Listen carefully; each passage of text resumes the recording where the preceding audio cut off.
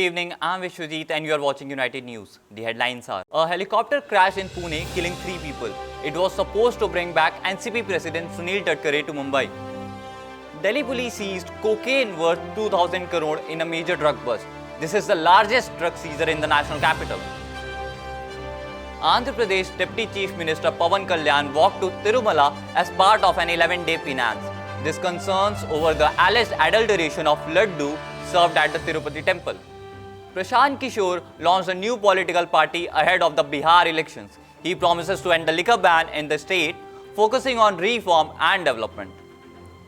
H.D. Kumaraswamy accused the Karnataka government of misusing officials to protect CM Siddaramaiah. He claims this is undermining accountability and transparency in the administration. Tripti Dimri's poster was defaced by an entrepreneur in the FICCI FLO event in Jaipur, calling for a boycott after she didn't attend the event.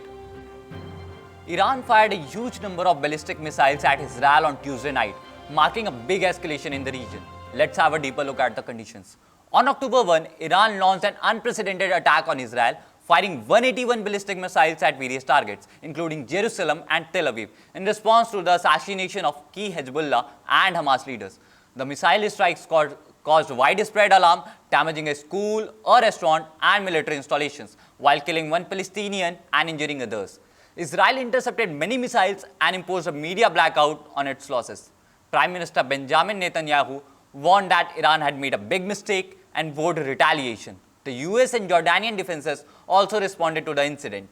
This marks a dramatic escalation in the region, following months of increasing tension between Iran, Israel, and their proxy forces.